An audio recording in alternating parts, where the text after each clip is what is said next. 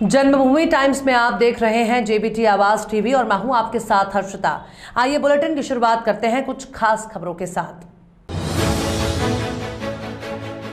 पीथमपुर के Lord insulation में लगी आग। फिलहाल आग लगने के कारणों का खुलासा नहीं हो पाया।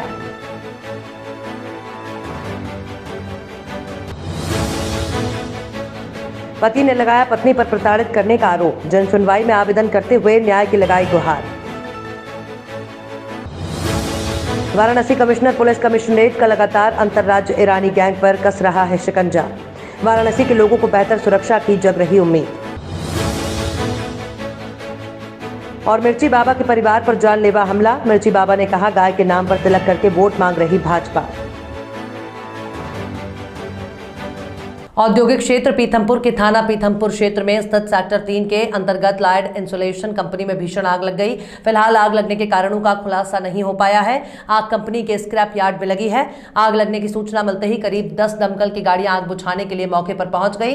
वहीं आग लगने के बाद फैक्ट्री में अफरा तफरी का माहौल हो गया। सुरक्षा के लिहाज से फैक्ट्री से लगी हुई आसपास के अन्य फैक्ट्रियों को खाली करवाया गया। वहीं मौके पर पहुंचे थाना प्रभारी तारेश सोनी ने बताया कि लॉर्ड इंसुलेशन नामक कंपनी के वेस्ट मटेरियल वाले इलाके में आग लगी, वहीं जिसमें फोम और केमिकल रखे होने से आग लगातार बढ़ रही है।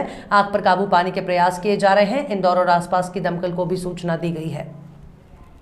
क्या है पूरा मामला? ये लॉयड इंसुलेशन कंपनी है सेक्टर 3 में जी।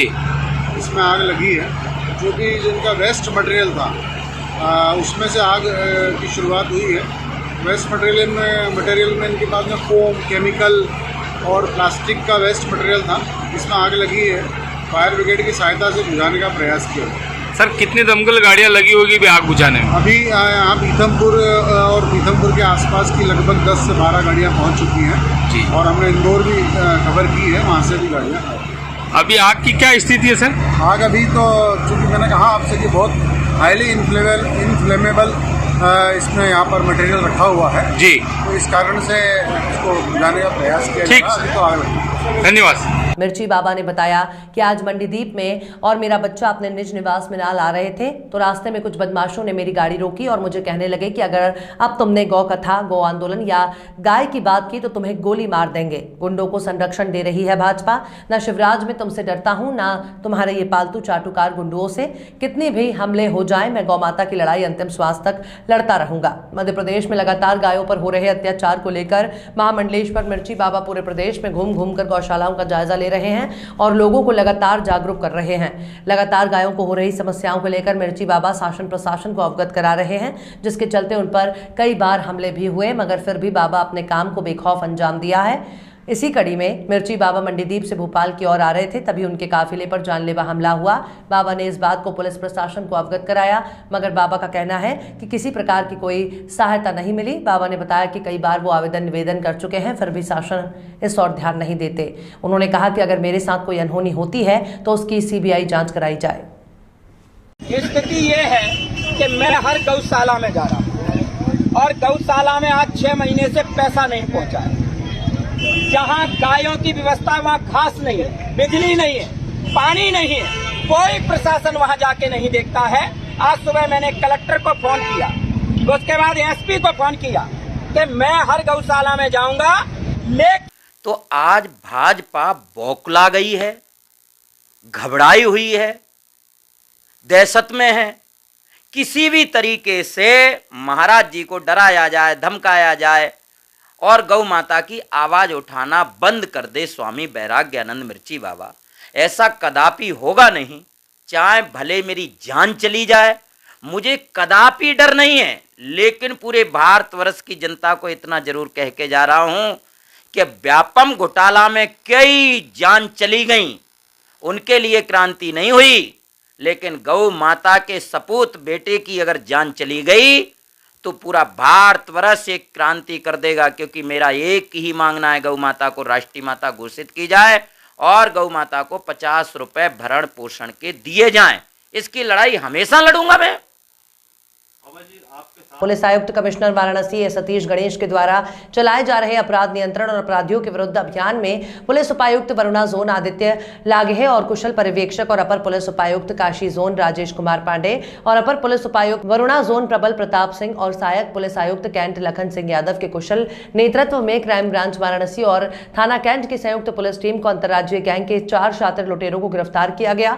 2 अप्रैल 2022 को महावीर मंदिर के पास एक बूढ़ी महिला जो दर्शन के लिए महावीर मंदिर में जा रही थी, शिव मंदिर के नजदीक राजेश मेडिकल स्टोर के पास 3 मैट्रिक खड़े थे, जिन्होंने स्वयं को क्राइम ब्रांच पुलिस बताते हुए रोककर मास्क के लिए पूछा और चोरी लूट होने का भय दिखाकर कहा कि अपने संगठन और अन्य आभूषण उतार कर अपने पास रख लीजिए। उक्त महिला ने अपने आभूषण उतार लिए और बैग में रखने लगी, तभी उन व्यक्तियों ने सारे आभूषण छीन लिए और लेकर फरार हो गए। उक्त महिला की तहरीर के आधार पर थाना कैंट पुलिस ने मुकदमा पंजीकृत किया है और पुलिस आयुक्त कमिश्नर वाराणसी द्वारा उपरोक्त घटनाओं के जल्द से जल्द अनावरण के लिए सर्विलांस सेल, क्राइम ब्रांच और अन्य टीमें बनाकर निर्देशित किया। उक्त घटना के अनावरण के लिए लगी टीमों द्वारा सीसीटीवी फुटेज, इलेक्ट्रॉनिक सर्विलांस और सुरागसी पतारसी के माध्यम से अपराधियों को चिन्हित किया गया। मुखबिर की सूचना पर रेहान अली इब्राहिम, अली सलमान हुसैन, इकबाल अली को इमलिया घाट तिराहे के पास से गिरफ्तार किया गया, जिनके कब्जे से लूटे गए जेवरात की बिक्री के रुपए 58,000 नगद और लूट के सोने के जेवरात, घटना में प्रयुक्त 4 पहिया अर्टिगा गाड़ी, नाजायज सलाह और कारतूस, फर्जी आधार कार्ड और नाजायज गांजा आदि बरामद हुआ। गीता टेकचंदानी। गीता जी, क्या हुआ था आपके साथ? मतलब हमें ना नवरात्र थे तो है ना हम दर्शन करने गए थे महावीर मंदिर में, उसके आगे छोटा सा मंदिर है दुर्गा मंदिर, वहाँ गए। वहाँ से लौट रहे थे तो वो मेरे हस्बैंड को, मतलब 4 लोग थे, मेरे हस्बैंड को खींच के वहाँ पकड़ के ले गए कि चलो हम पुलिस वाले हैं, आपने मास्क क्यों नहीं लगाया है।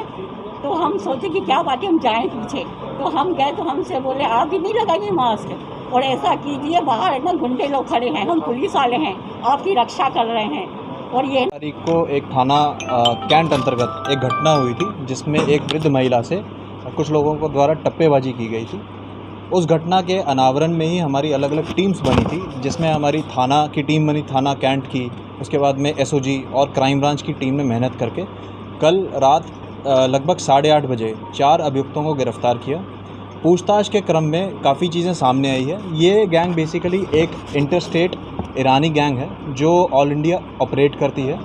ये गैंग पुलिस का जब भी लोगों को मिलती है तो बताती है कि ये पुलिस वाले हैं और इन लोगों को भरोसा लेके लोगों से जितनी भी जो गोल्ड की ऑर्नामेंट्स होते हैं उनसे ले लेती है, उनको विश्वास दिलाती है कि हम पुलिस वाले हैं। तो लोग उसी भरोसे में लोग जो है अपना इक्विपमेंट्स दे भी देते हैं। इसी क्रम में जो कल गिरफ्तारी हुई है, इनसे जब पूछताछ की गई तो इनके द्वारा कबूल किया गया कि इनके द्वारा पिछले दिसंबर में पत्नी प्रताड़ित के मामले तो आए दिन सामने आते रहते हैं। पति प्रताड़ना के मामले कम ही सामने आते हैं क्योंकि पुरुष के प्रताड़ित होने के बाद भी कहीं सुनवाई नहीं होती। शासन प्रशासन द्वारा महिलाओं को जो अधिकार दिए गए हैं उनका फायदा उठाकर कुछ महिलाएं अपने पति को प्रताड़ित करती हैं। ताजा मामला सामने आया है पन्ना के इंद्रपुरी का, जिसमें प्रताड़ित राम रतन सिंगरौल ने जन सुनवाई में आवेदन करते हुए न्याय की गुहार लगाई है। राम रतन का कहना है कि 10 वर्ष पहले मैंने और मेरी पत्नी ने लव मैरिज की थी और गाँव से पन्ना चले आए थे और हमारी बेटी भी है, पर कुछ समय से पत्नी द्वारा मुझे प्रताड़ित किया जा रहा है और झूठी शिकायत कर फंसाया जा रहा है। हाल ही में अस्पताल में भर्ती होने का नाटक करते हुए मेरी पत्नी ने शिकायत की और मेरी पत्नी ने अपने करीबियों से पिटवाया है और वो मेरे घर पर कब्जा किए हुए है और मैं जब भी घर पहुंचता हूं तो मारपीट कर घर से निकालती है। जन सुनवाई के माध्यम से न्याय चाहता हूं, मेरा घर मुझे दिला दिया जाए। वहीं शिकायतकर्ता राम रतन ने कुछ वीडियो भी सोशल मीडिया में साझा किए हैं। उन वीडियो में ये उनकी पत्नी उनके साथ मारपीट करती हुई दिखाई दे रही है। सुनवाई में आया हूँ, मेरे साथ इतनी बुरी मतलब की जा रही है कि मैं घर जाता हूँ तो मेरी पत्नी डंडे से मारती है, जिसका नाम मीनू सिंह रावल है। अब मुझे इतना प्रेरित किए हुए अगर घर जाता हूँ तो एकदम डंडे से मारती है। आदमी को आना जाना बना रहता है, मैं मना करता हूँ। बच्ची मेरी 11 साल की है, तो मैं अगर मना करता हूँ कि कोई दूसरा कोई घर में क्यों बुलाती हो, तो बेफालतू बुलाती हो, वही संबंध में झगड़ा लड़ाई होता है। रिपोर्ट भी की है जो कई बार उसने रिपोर्ट की, मैं जाता हूँ तो मेरी कोई सुनवाई नहीं होती है।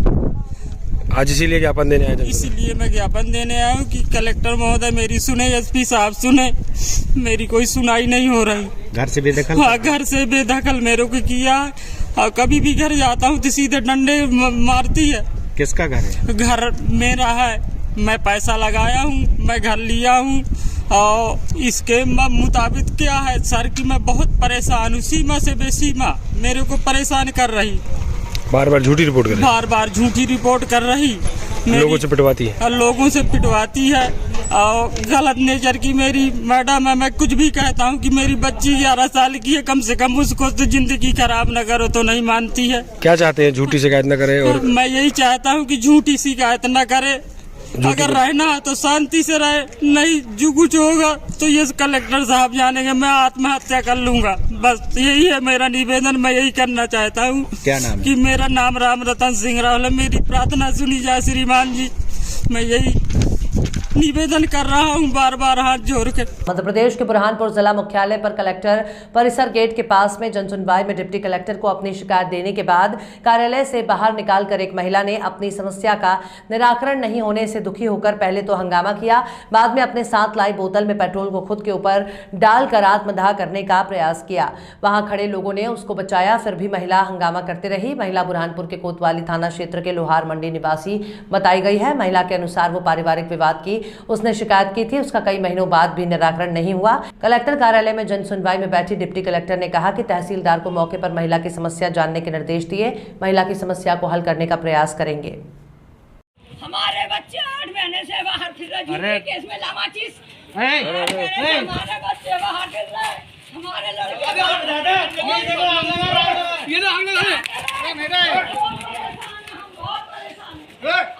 बहुत परेशान हो गए सर, बहुत परेशान हो गए, 8 महीने से परेशान है, बहुत परेशान हो गए, कुछ अरे कोई सुनवाई नहीं, हमारी कोई सुनवाई नहीं है, हमारे बच्चे 8 महीने से बाहर फिर रहे, होते भी और फिर रहे, बताओ क्या कर रहे, कहीं सुनवाई नहीं, थाने में सुनवाई नहीं, कहीं सुनवाई नहीं, बहुओं की सुनवाई है, वो कहते महिला है, तो हम कौन है, हम कौन है भाई, हम घाट से टाल के लग जाएंगे, आगे लगा लेंगे। ये देखो ये माचिस दे रहा है, इसको ये माचिस दे, तुम दे, मैं खुद ले लूंगी।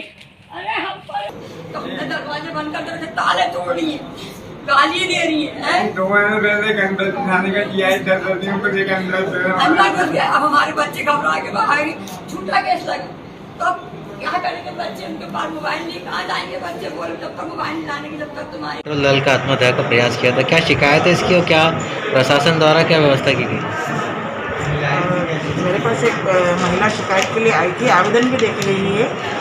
उनके द्वारा कहना है कि एक नस्रीन बानो महिला है जिनके द्वारा ताला लगा दिया उनके घर पे, तो इस बाबत मैंने अभी तत्काल तहसीलदार को फ़ोन लगाया है ताकि वो उनके मकान पे जाकर और क्या है इस महिला की समस्या है उसका निराकरण करें और दलबल के साथ चले जाएं ताकि मौके की स्थिति को देखकर उनका मौके पर ही निराकरण किया जाए। दोनों बहुएं हैं, उन्होंने ताला तोड़ा है महिला के लिए, उनका ये कहना है। महिला को भी मैंने जस्ट बुला भी लिया है, उनका आवेदन भी मेरे पास, मैंने तहसीलदार को फॉरवर्ड कर दिया है, अभी दलबल के साथ चले जा रहे हैं ताकि उसका मौके पर जाकर निराकरण किया जा सके।